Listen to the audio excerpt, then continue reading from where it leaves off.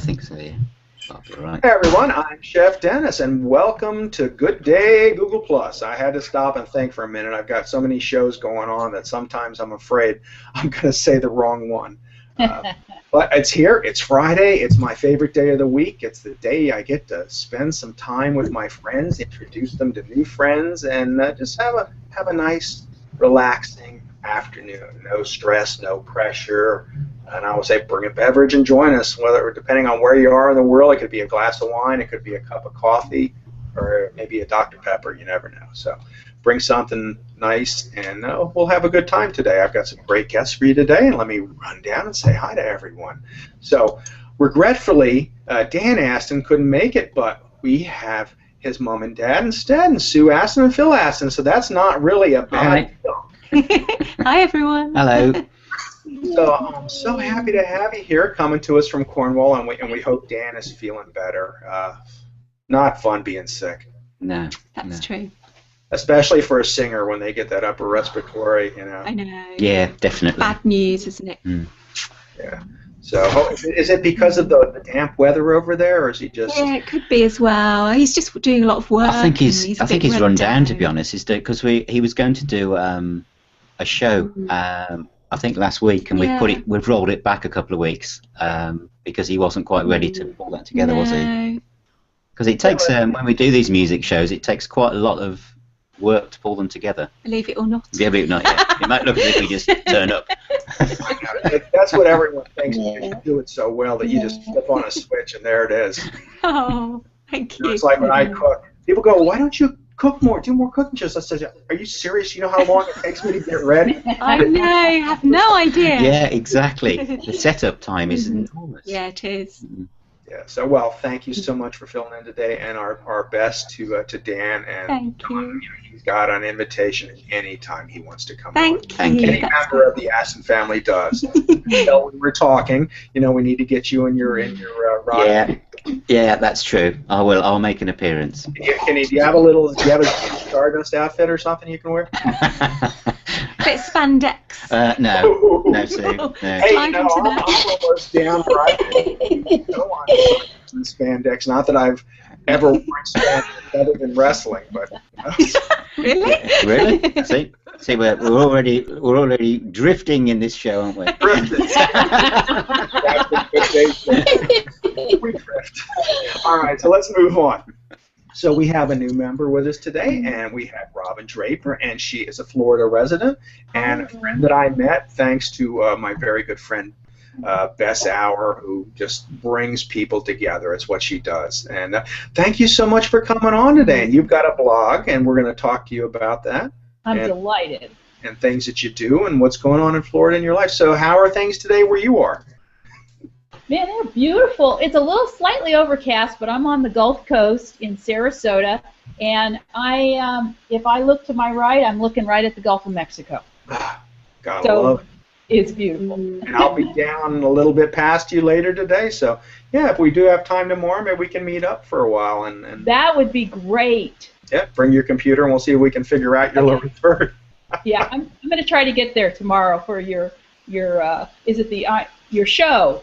Yeah, the show is the barbecue. It's the Barbecue and Bluegrass Bash, and I'll be doing that with Laura Raymond tomorrow because she's running an Iron Chef competition, and it's also a way to get on the World Food Championships. It's a qualifier for the World Food Championship, which are being held in Celebration this year in Florida. So, wow, cool. So that's pretty cool. So yeah, she wanted me to compete, and I says, I'm not too bad. I feel like there was a movie with Clint Eastwood. I'm trying to remember what it was called, but people were saying as he put his gun back on, he kept saying, "No, I don't do that anymore." up until the end of the movie, after about 3 hours, when he put it back on, and oh my God, he did do it for about 10 minutes.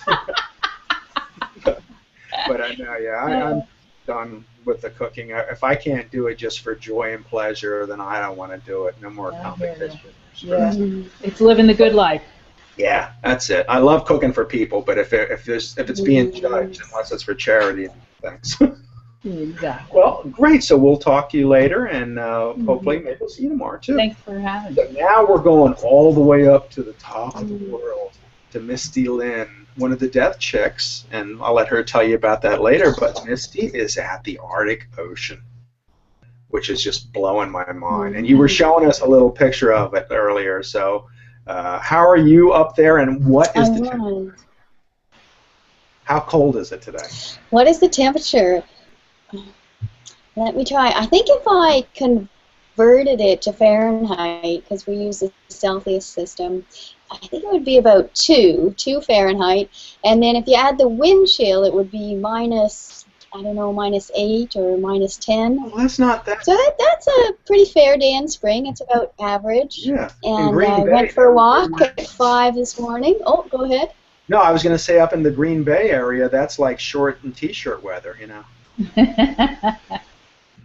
If it was that cold here, that it would just stop. The whole of the UK would just grind to a halt. We don't do anything that approaches zero. Yeah. No. Just make tea all day. I think when I talked to you earlier, though, when we first started talking, wasn't it like 40 below or something? Yes, yeah. I think that was a few months back. So we're getting. You know, close I think we've got a little bit of a delay. I do see that. So we'll try and keep that in mind when we're talking. I won't overstep you. So we'll come back to you, and maybe you can show us a picture from your outside again, and we'll talk more about what you're doing with the Death Chicks. Okay. Now, last but not least, I have Ann from Flour Sack Mama with us, and she is a blogger, a baker, a coupon clipper, and a beauty consultant, if I remember right. There we go. Hi, it's so good to be here. Oh, I'm so happy to have you here today. And how and where are you at? I keep forgetting. I'm in East Tennessee near the beautiful Smoky Mountains, the Knoxville area near the Smokies. Oh, how nice is that? And I guess spring has hit you pretty good there, huh? Spring is here. We've been damp. I need to go work in the garden, so the rain needs to let up. I need a little more sunshine, and I need to get some more lettuce in and spend some more time outdoors. So do you do a lot of gardening on your own there, or? I love to garden. I love the concept of organic gardening, which I think everybody can do. And so I'm trying to teach my girls and get them in the habit of understanding that that's where food comes from. And if we grow it ourselves, we can make it healthy. We don't have to use a lot of chemical pesticides. And we can pick things like fresh lettuce and just bring it right indoors. I'll try to show you a little bit of what I've got going on. Just simple, nothing too fancy, but these are some of my tomato plants that I started from seed. And some of these are from seeds that I saved from last year. So just really simple. Grow some of your own food. Were they, are they any of the older varieties of tomato, the heirloom tomatoes, or are they just reds? Yes, no, I love heirlooms. Heirlooms, non-GMO for sure. And I was going to show you just how easy. If I can do this, anybody can. This is completely effortless. I went out, I didn't even realize I already have leaf lettuce growing. This is just from some of last year's seed. Here's kale that's been doing really well on its own. And I've got some herbs here. I've got a little oregano that's very hardy and continues to grow. I love onions and garlic. There are so many simple things that everybody can try to grow, even if it's just a little bit in your own garden. So I'm passionate about that. Yeah, gardening is really nice to do, and nice to know that what you're using you have control over, and you're not spraying Roundup on it. You're not you're not killing it. So. Exactly, right. I don't want to spray poison on my food and then give it to my kids. It makes no sense, especially the World Health Organization just classified Roundup as probably a carcinogen. And they also looked at a couple other things that people use in the yards, and now we know better, so we can make smarter choices and grow some of our own food the way we want. Absolutely. And I met you thanks to ShiftCon, which I'm very grateful for. Yes, I'm excited. Yeah, are you going back this year? I am planning on going back. I'm going to be with the Green 101 tribe. For anybody who thinks they might be interested in things like organic gardening, or they might be starting to read food labels and maybe they're not sure what this is all about, I want to make sure people feel that, this is not an elitist thing to go organic or anything like that. This is just an everyday concerned mom, concerned dad way of life. And so I'm really excited about Green 101 and all the different tribes and activities we have. And I'm hoping to see you there too, Dennis. Oh, I'll be there. Yeah, I booked my room, and we're getting ready. Lisa's coming. We'll be flying in for that. It was a life changer for me, and there is another event going on that weekend, but I told it's Bess's conference, and I can't. But I'm going to try and do a YouTube video thing for her via Hangouts, which would be pretty cool since we're teaching it. I mean, it'd be great to do it that way. I still haven't heard back. Have you heard anything on what we had talked about doing, or? I have not. I really want to see a workshop. I want to come to your workshop. I'd love to be a part of it. Even if I'm not a part of it, I want to come to your workshop because it was great. I loved the info on Google Plus and how you're helping everybody connect. I thought that was really, really important. Well, the one I want to do now is just how to be a YouTube show host, because people haven't really embraced Google Plus, and especially with all the other reports of it dying, which were untrue. I thought it'd be better just to shift momentum and focus on how to do these shows, because there's so many great people I met at ShiftCon that should be doing their own shows and getting the word, spreading the gospel of healthy eating, clean eating, and just living better. And one of the best things I liked about ShiftCon was the fact that there was no pressure, there was no judgment, there was no body, saying, oh, you're going to die, or, you're going to burn, nothing like that. It was like, oh, well, try to make better decisions, finish what you have and then buy something better. And I was like, oh my God, that's the way to do it. Exactly. I totally agree with you. We're all just doing the best we can, and it might be one choice that we make this week. It might be something else that we try next week. So yes, we absolutely need to embrace that and the encouragement for one another to live the best we can.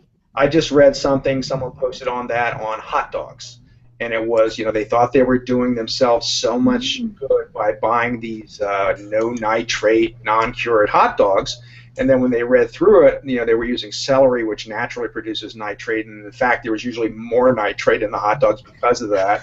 It said, just take a deep breath. It's not like you're eating them every day. When you eat them, buy the best that you can, and don't worry about it. Just, don't live on hot dogs. That's all. Exactly.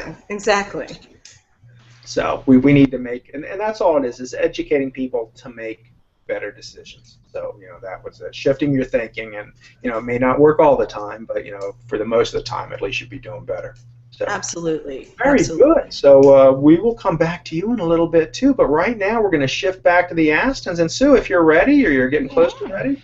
Definitely. Yeah, we're getting close to ready. Doing some new techie things. Well, Phil he's experimenting. He's in an experimental mode, which is slightly worse. Well, we have to, for those of you who are new to Hangouts on Air, which I know there are many people out there that are, when you just do voice Hangouts on Air, you just need a Blue Ice or a Yeti microphone and a good internet connection and a camera and a smile, and you're off and running. Usually, but even then, things can go awry, like your comment track or your lower third becomes a far away third, or can't even find it third. But when you introduce music, you have to use a totally different plumbing system. So we're just going to move now from our normal microphones to a different set of microphones and almost like a recording studio setup that you can't see, which takes no more than about 12 seconds to switch to. So that's the plan. And that by saying this little preamble, it's giving me excuse in case it doesn't quite work as well. Oh. So, Sue, if you'd like to go and get your violin, and I will turn into a producer. Let me know when you're ready. I will do. Well, we're excited to have you play, and while you're setting up, I'm just going to say hi to a few people. Jasmina's here, and she can't wait to hear you play, Sue Aston. Kim Boltman is here, and she's saying, make one decision today. Good advice. Michael Thomas is here, and thank you, Michael. I appreciate that vote of confidence there. Carmen Mandich is in the audience. Oh, and she wants to know what kind of biscuits Dave. I think she heard someone was making cookies, is what it was. Marcus is here. Hi, Marcus. Good to have you in the house. Who else do we have in here? Jim Sharp is in the house. J.D. Quinchet's in the house. Elena Belamonte, and she's looking for those biscuits from Dave as well. So, what else we got here? Lori. Oh, Lori Alper's here. Hey, Lori. She's saying hi to Ann. Hey, Lori. Good to have you here. Nazim Beltran's in the house from Milan. We have a lot of people in here, and there's more, but that's going down the list. That's going to do for now as we get ready to play. Looks like Sue is ready. Yeah. So everyone, if you have questions or comments for our guests, please leave them in the comment bar. And right now I'm going to turn you back over to the Astons with Sue Aston playing us something beautiful.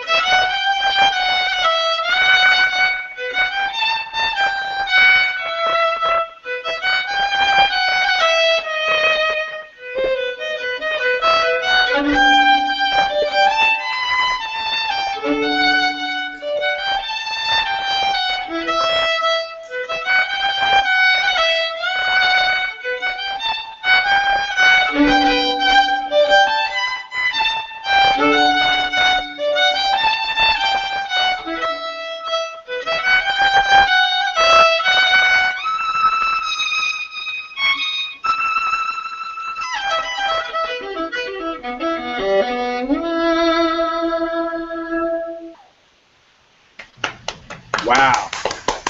That was beautiful. That was really beautiful. Wow. Oh, amazing. Thank you. Phil, we did have a little bit of feedback or some kind of noise on it, though.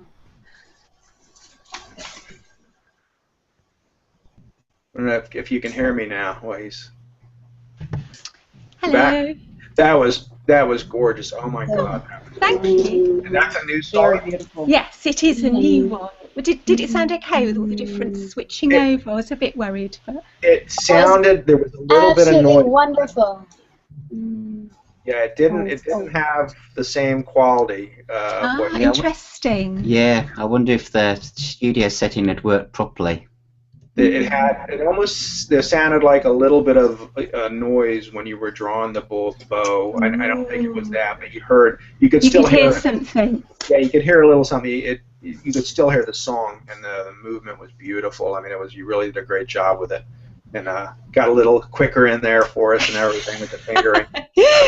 Oh, well, it's interesting trying out all these different stuff. Well, you don't know unless you try. That's right.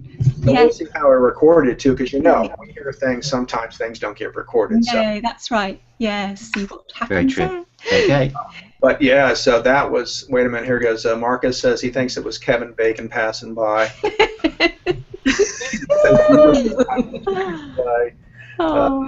Jamal is here. Oh, he says somebody say bacon. So now they're getting distracted.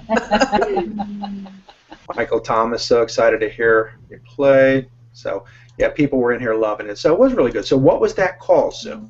Well, it was called The Castle of the Black Prince, which is a new piece of music and has been inspired by my visit to Restormore Castle, which is down here in Cornwall.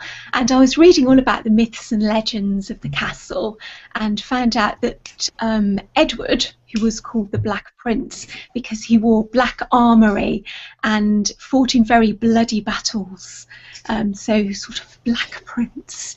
And so I was reading all about this and found it quite exciting. So we went and filmed one of my new Diary of a Coastal Composer shows there, didn't we? And I played the music live in the place that inspired the music. So do you have a video of that out now? Yeah, I think, is it down as the pilot? Yeah, it might be down as the pilot because we've been doing these live music shows now for a while, and we're very lucky that we've gained quite a good reputation for doing those.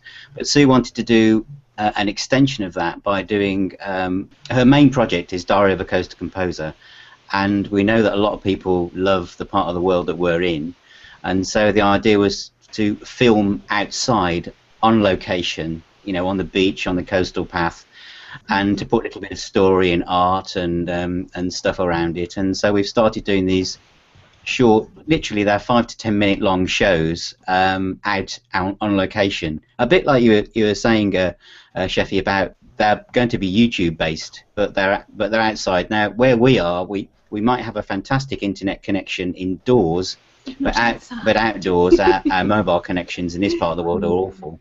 So we don't have 4G or anything like that.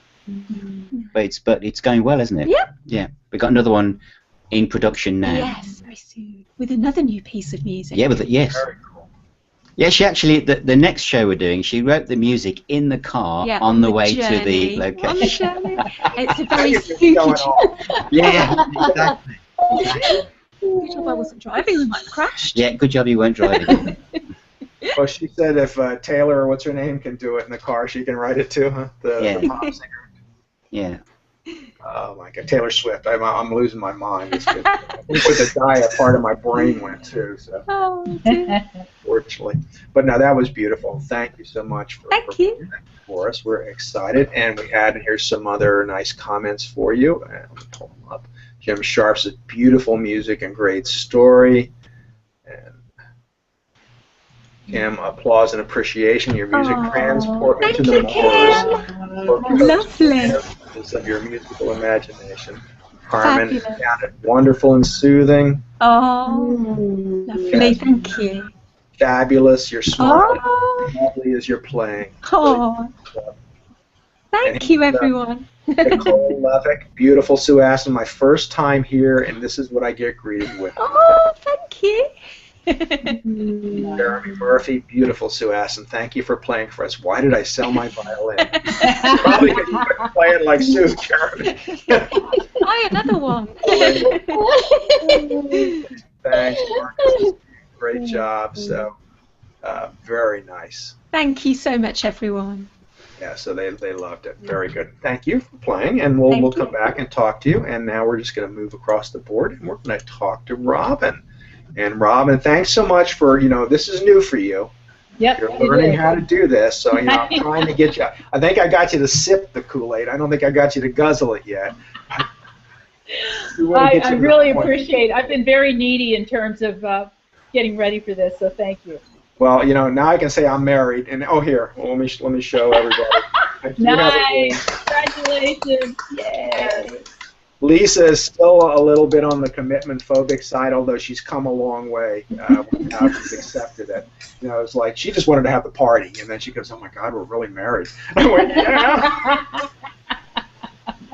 So, but she's coming a long way, and I just always show her the ring now, because for years it was like, "You can't tell me to do that. There's no ring on my finger."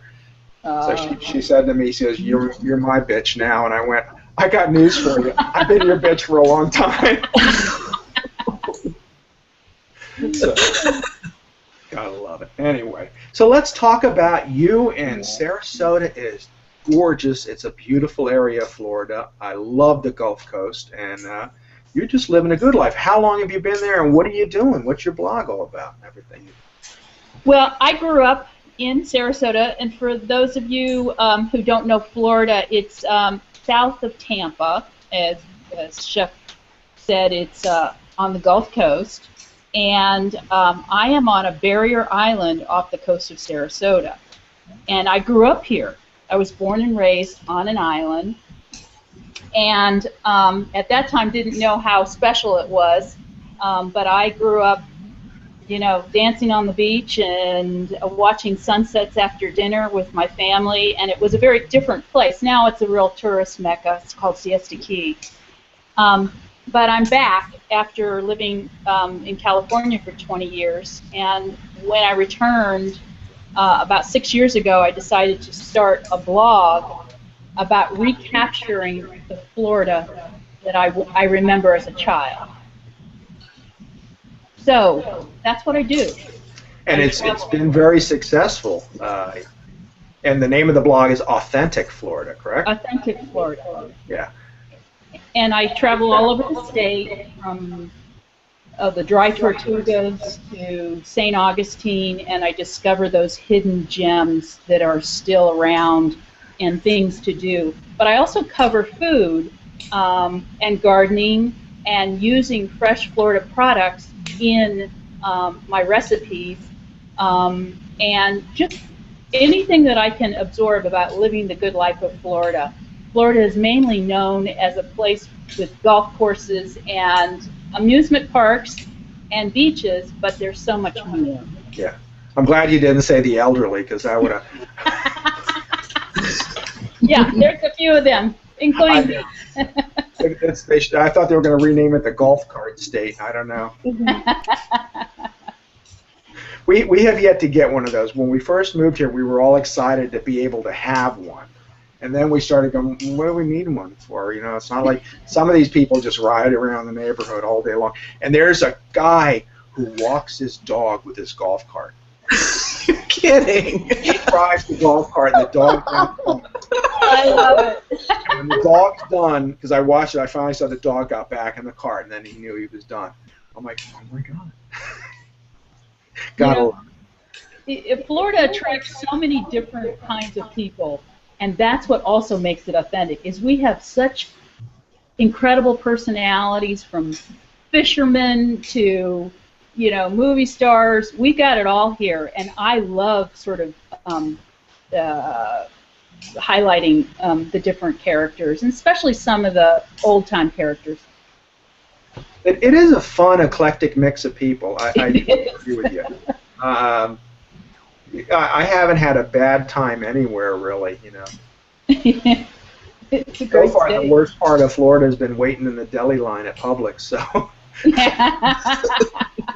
I shouldn't be buying those evil deli meats anyway. So. Well, this is a time we rejoice in South Florida, because we are very affected by the winter tourism crowd. And so all of a sudden, starting in January, it doubles and triples in the population. So you can't get a place in a restaurant, the beaches are crowded. And just this week, it's like there's nobody around, and so we kind of dance on the beach when that happens. Not that we don't love our northern tourists, it's just that it just makes it so much more livable. So it's a fun time to be in Florida right now. Even with the heat coming on, it's a good life. Yeah, it's nice to reclaim. I mean, I felt that way when I lived in Ocean City on the Jersey Shore. You know, we loved the people that came in. They supported us, you know, with the restaurant by eating there. But, you know, when they left, at that point, it was good. It was a good thing. We sit on the bridge and wave to them as they went by. Say bye-bye. Yeah. But no, I understand that. Yeah, and I am actually just loving life in Florida. I'm so happy we moved here. And there's so much to see, and that's what really is. And we've barely scratched the surface, so I'm happy. And I've met so many wonderful people in the state so far. And it's strange. I've made more friends in the year and a half we've been here than I made in the 15 years we lived in New Jersey. So, because I'm not working too, I have time. But yeah, that's always a big thing. Good for you. Well, great. So thank you so much, and hopefully thank you for having me. Together tomorrow. So let's move over to Myste now. And Myste, I know there's a little delay, so we're going to let you talk. And why don't you tell us? Well, first tell us where you are. How did you end up there? And then tell us about what you're doing, the Death Chicks. Sure. So I was born in the north. My father worked for MOT, the Ministry of Transport. He was the airport manager. So there's a very small population in small towns, and they need to bring planes in for supplies and government workers. So until I was 6, I lived in the north, and then I grew up in a small town in southern BC. And I was probably 20-something, and I went back north. And I went to Dawson City, Yukon, and I was there for about 8 years. And then I always wanted to go further north. And this town I live in now, it's used to be called Copper Mine. It's called Pogoloktok now, which is when they changed the Northwest Territories, territory in Canada, they split it in half to Nunavut. Nunavut is the Inuit populated part of the Northwest Territories. So that's where I am now, and I was at this place when I was 2 years old. So it was a little bit on my bucket list, and I came here, and 10 years later I'm still here. And if you like, I can show you outside the window, or we can save that for later. But it's, well, I may as well show you now. So yeah, show us now. I'll just do a little move. It's going to be really bright. And this is, oh, we got a little bit of the fog going on. Wow. Beautiful. I don't know if you can see through the fog. I might have to just use my sweater sleeve here. So here we go. There we go. We'll do a little, might be able to see a bit better. So that's the Arctic Ocean. So if any of the viewers have never seen it, or the Arctic ice, they can now say they've seen the Arctic Ocean. And yeah, I don't know if you can see the snow machine out there, but my snow machine, I kept looking out my window, and I could see only about 1 inch of the windshield, and I thought, geez, I think it's time to start digging. So it's in a big hole now, and I'm very close to getting it going. And that's going to be fun, because it's starting to warm up, and all that snow and land is calling to me. Do you have polar bears? Turn me around. And what you see out there, do we have polar bears? So there's no polar bears near where I am, but if you do a day snow machine trip over to Victoria Island, there are polar bears on the island. So we do have a few, well, I know one polar bear hunter in town, and maybe I know there's a big taboo around the furs.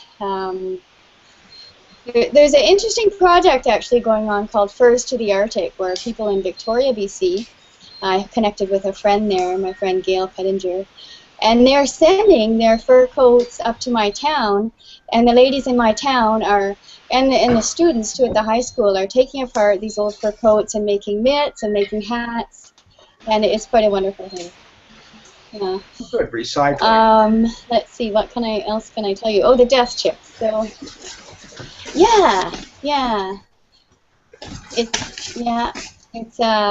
It's a repurposing, and it's quite neat because the furs, it's a little bit taboo, and it's a little bit warm in Victoria. So this way, people can feel like their valued furs are being used. And it's one of those things that it's in the closet, and when it comes time for spring cleaning, people can't give them away because there's the sentimental value. That's kind of a side fun project I'm involved with.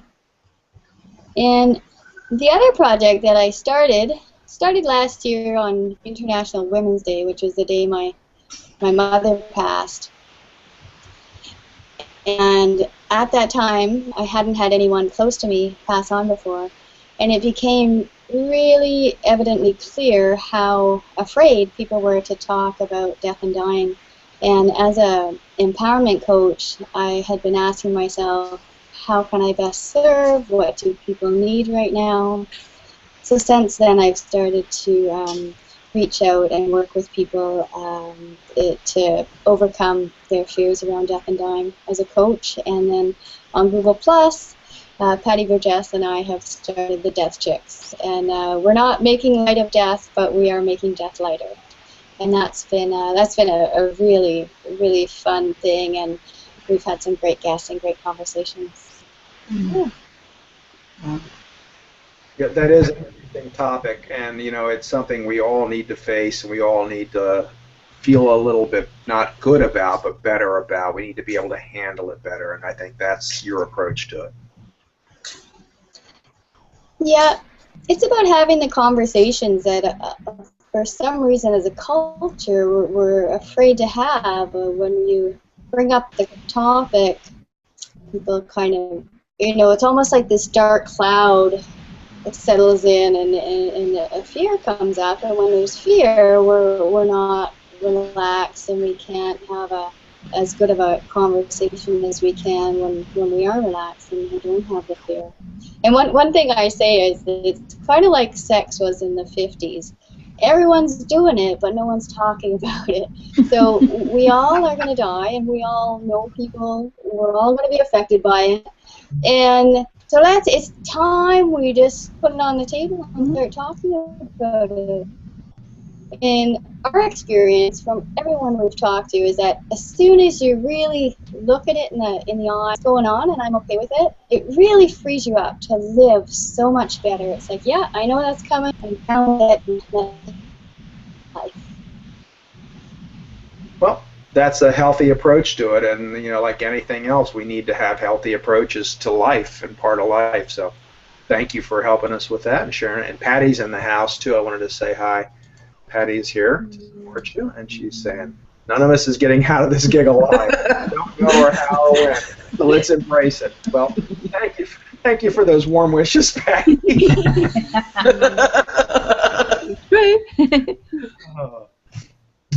So yeah, that's good, and you know, I appreciate the work you're doing in that, because it is important. And like you said, you know, we've brought sex to the table, or onto the table. I don't know how you want to put that.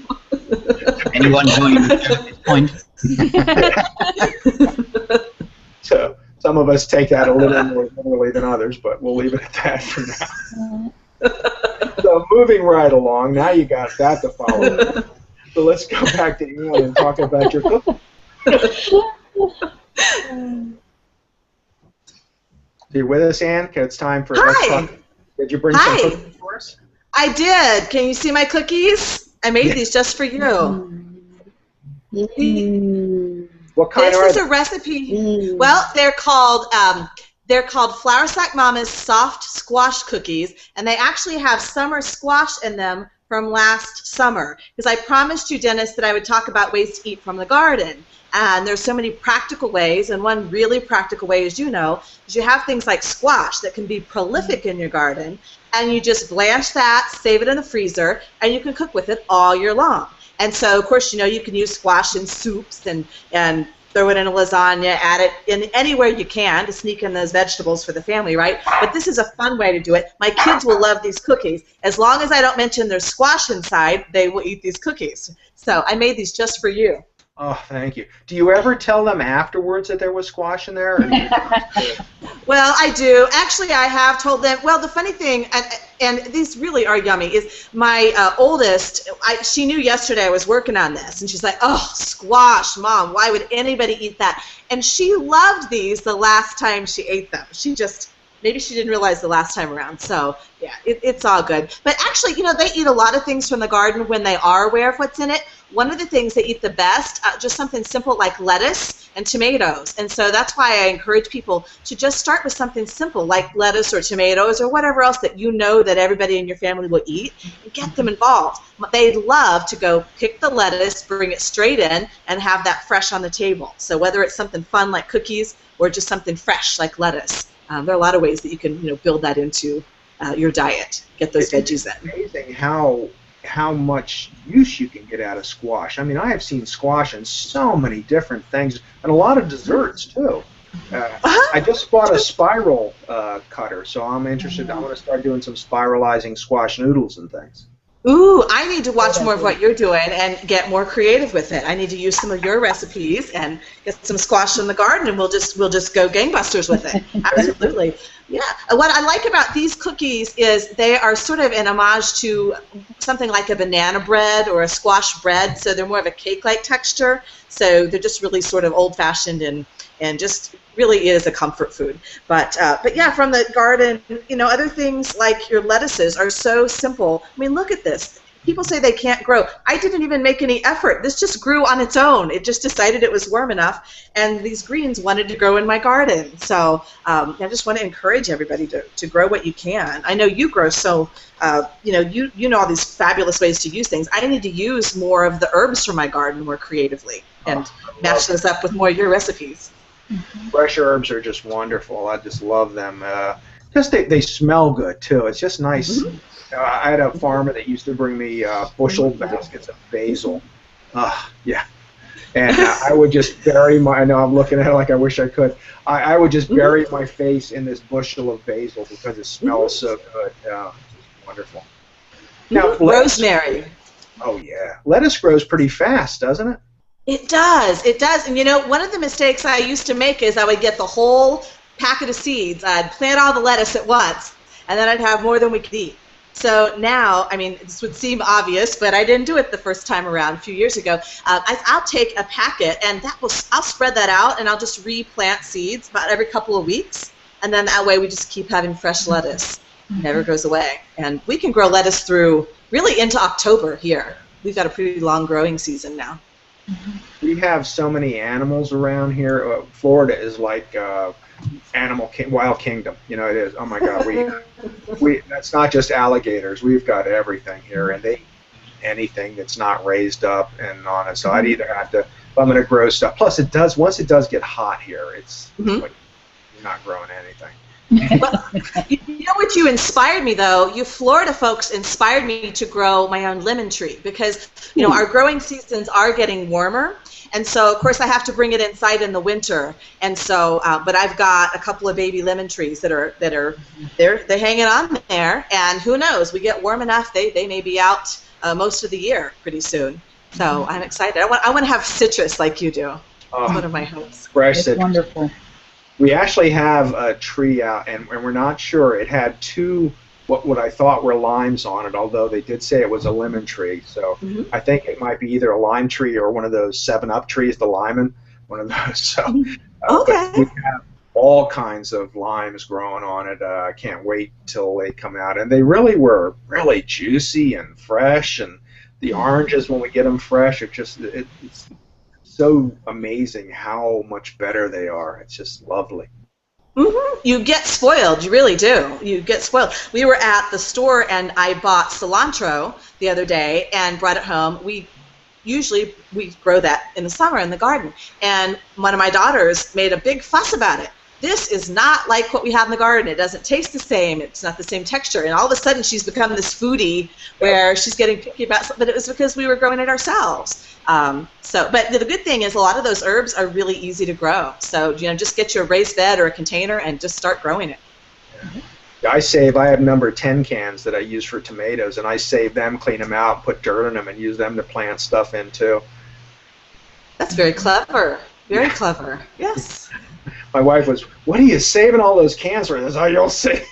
It works. It works. That tomatoes, you know, they can actually get really long, deep-rooted too, depending on how you're growing those. I like to just do a big raised bed. So we have a kind of a terraced area, and actually lucky to have a pretty handy husband that built some nice, with untreated wood, of course, with a nice simple cedar wood, and made some raised beds. And so that makes it, especially if you can continue to feed that soil and add compost and add those rich nutrients to it, you can grow so much. And that's a foundation. A lot of people who think that organic gardening is hard are missing the main point. The foundation for organic gardening is healthy soil. And as long as you take care of healthy soil, you've got what you need to get going.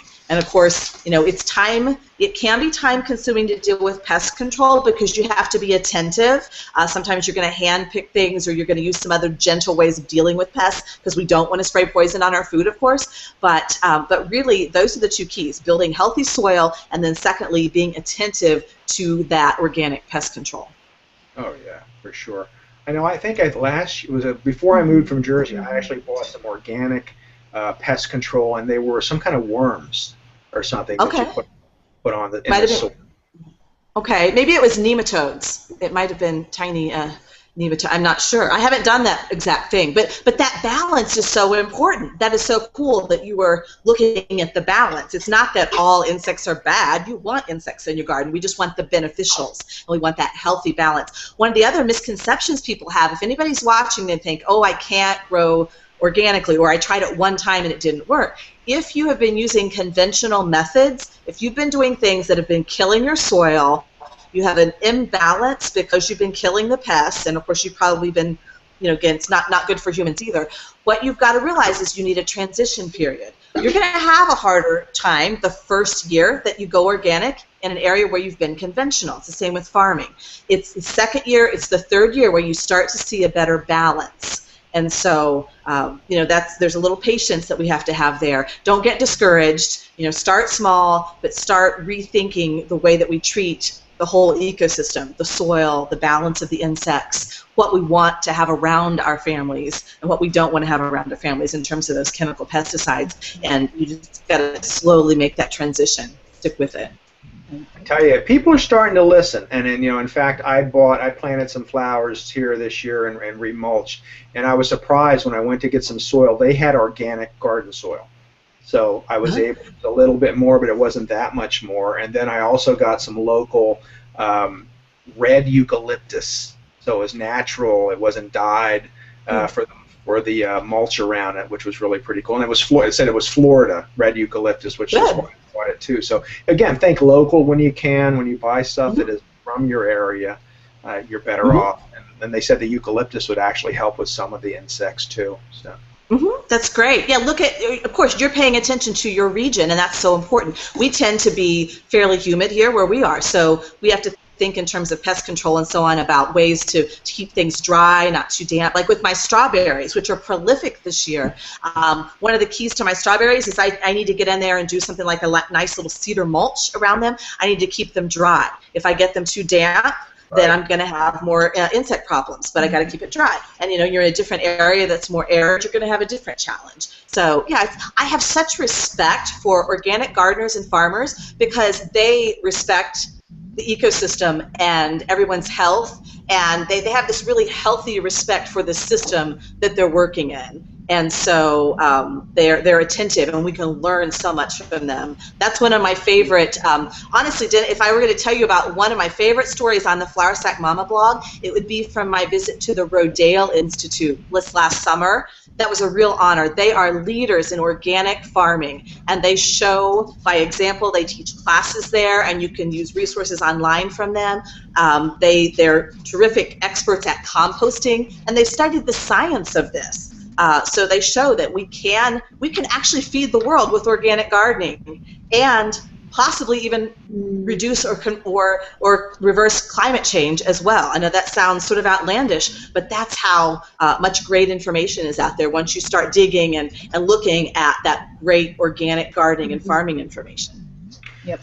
Phil and Sue, I think, wasn't the UK way ahead of us on organics? You guys seemed a lot more with carbon footprint, and I know it was more or less you guys started with giving up meat one day and how less carbons were put in the air. Yeah, in our part of the UK, there are so many farm shops, restaurants, even supermarkets with vast arrays of organic food on offer. It's quite common now in fact, it's quite uncommon to see a restaurant menu that doesn't serve organic food. And we've got farm shops. You've got like along the roads, you've got lay-bys where the farmers are selling their produce directly to people who stop by.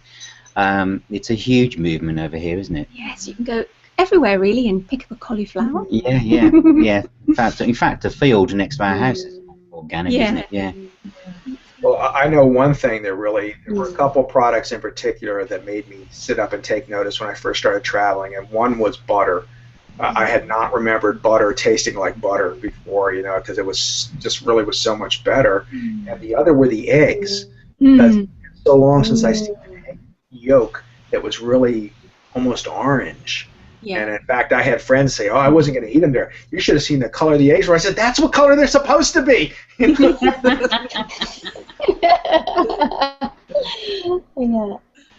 Yeah. So you guys, I think, are ahead of. I just want to jump in because up here in the Arctic, so I'm also doing my little grow your own because our food is flown from so far away, and an egg doesn't taste like an egg, a tomato doesn't taste like a tomato. So this is from one seed. It's my sweet little lettuce, and I have some dill. I have some dill that's growing, and I bought a arrow garden, so I have a heirloom tomato plant that's just sprouted some flowers, and I'm going to have the little babies tomatoes, and I also have some basil planted to eat with those yummy tomatoes. So even way up here I have my own little I don't know, fresh food, and it's so delightful. It's such how so far are much the how far are the local shops from you, Misty? How far do you have to travel to get your weekly shop? Well, our town is very small. We have a population of 1,400, so everything's very walkable. It's 1 kilometer wide by a mile long.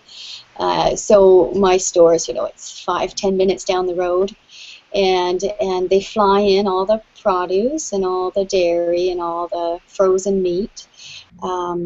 But these things come from so far away. So when you're talking, Anne, about, buy things that are grown close to you, well, good luck up here. So. Well, good for you for gardening. I think that's fantastic. Yeah, I guess the only thing you have local are popsicles, huh? So.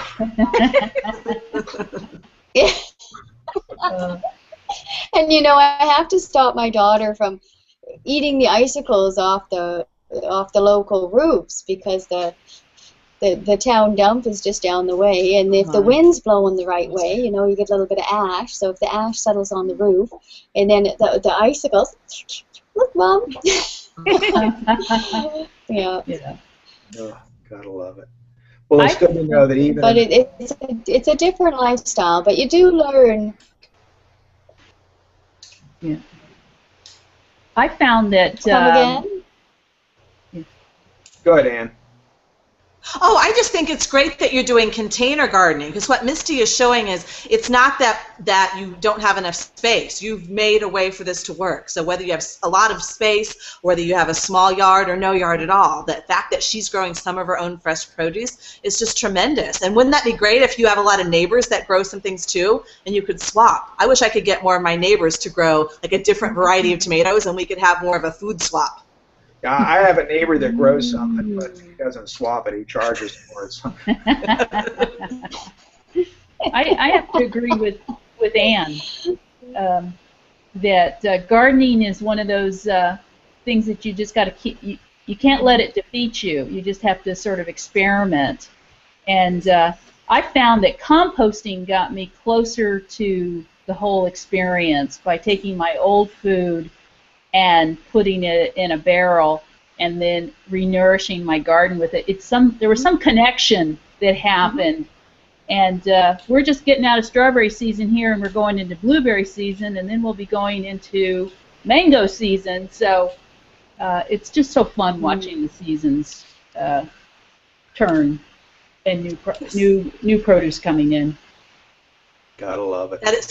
And that's so smart, because anybody can compost. I mean, that's such a simple thing. And one of the tips I give, actually in an article that I just wrote for Retro Housewife Goes Green, that's coming up later this month on her blog, is with the beginner gardening approach, like, don't worry about it being perfect. Like, if you compost and you want to go organic, go ahead and compost. I mean, I have some banana peels, and their bananas weren't necessarily organic, but I'm going to compost anyway. Like, it's still so much better that you're growing your own food, and, we're getting closer to the way that we want, ideally. And I totally agree. Like Robin said, don't be defeated. Don't even worry if something doesn't grow well this year. Try it again. Try something different.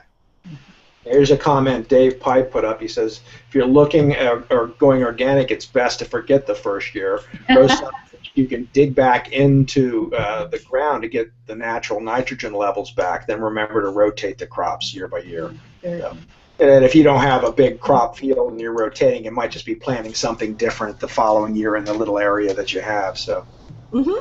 Yeah, you're trying to trick the pests. If you move things around, then you're helping to outsmart the pests. But you can also do other things, like somebody had mentioned that, like your basil with your tomatoes. I think Misty mentioned that. You've got these great companion ideas. Basil with the tomatoes. Add garlic. I like a lot of garlic around my garden. I like a lot of rosemary, because that also is doing some things to sort of trick the pests and outsmart them. So sure, all those things are good tricks. Very cool. Well, guys, we're coming to an end here. We've got a little bit of time left, but it's been a really fun and informative show. We've touched a lot of bases, and the theme of the show was the art of living well. And I think we all, in our ways, are learning to live well, whether it's through music, through food, through travel, or through learning how to cope with life itself and death. And it's all about the balance that we create.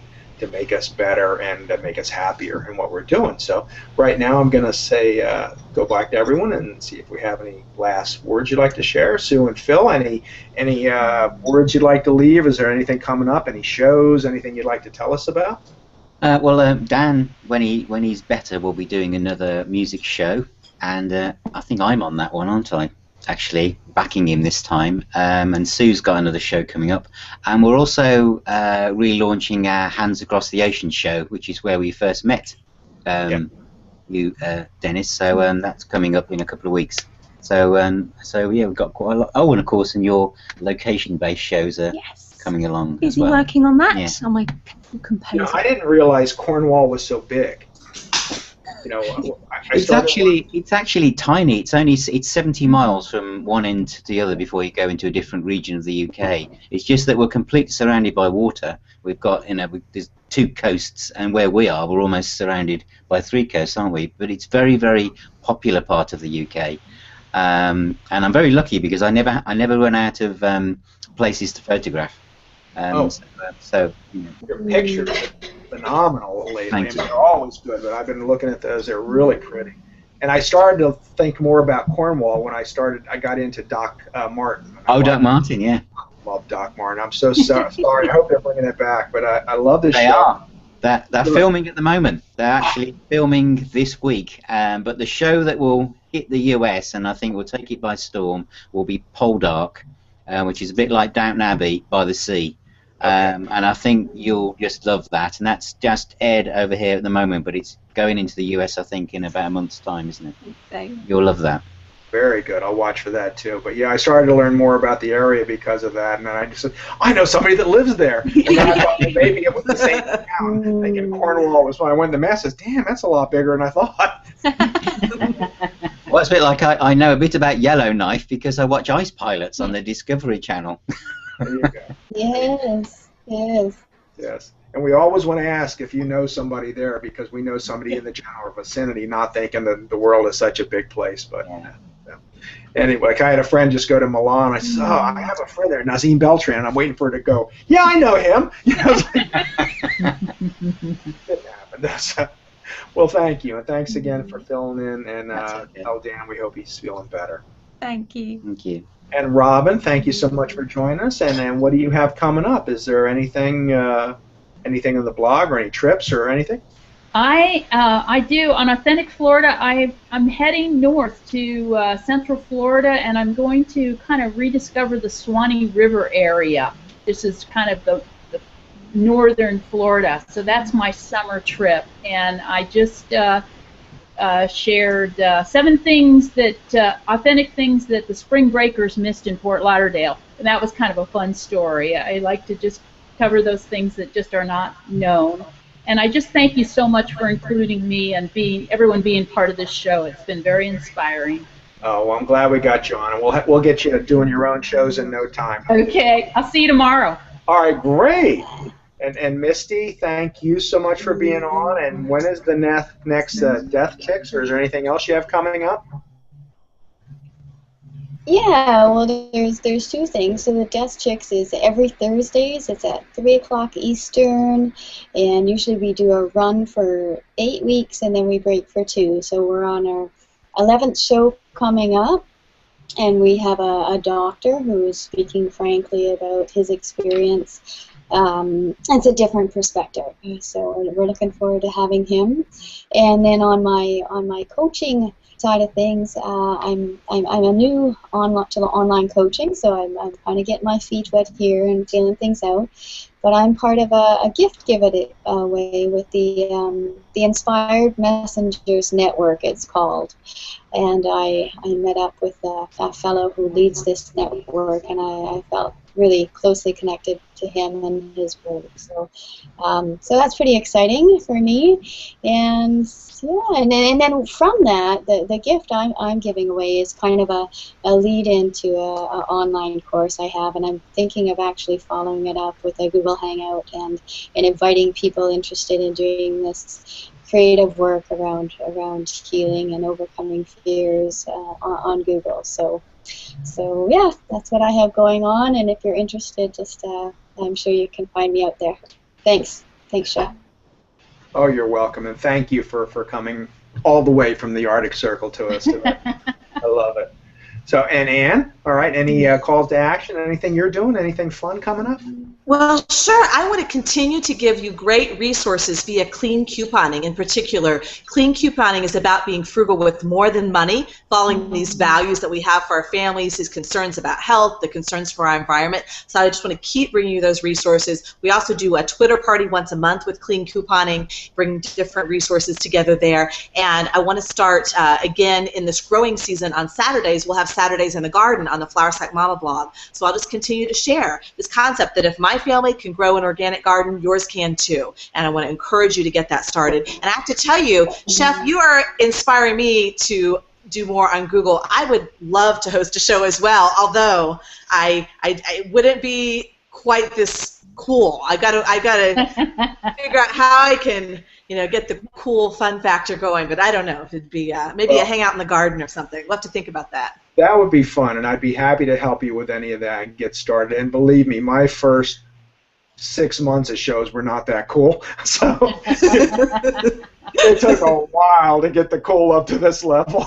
So, yeah, it was like talking to the screen for a long time. So no, it's not difficult. It's just getting the logistics and then feeling comfortable with what you do. But that would be a great topic, and there's a lot of things you can do with it. So thank you, and I'm looking forward to seeing you at SchiffCon, and as we still have a few months away, but if nothing else, then we'll be able to get together and hang out in person. Yes, I'm really looking forward to that. Absolutely. Well, folks, thank you so much for stopping by today. It's been a good day on Google+, and I hope you enjoyed this show and everyone here, and I hope to see you soon.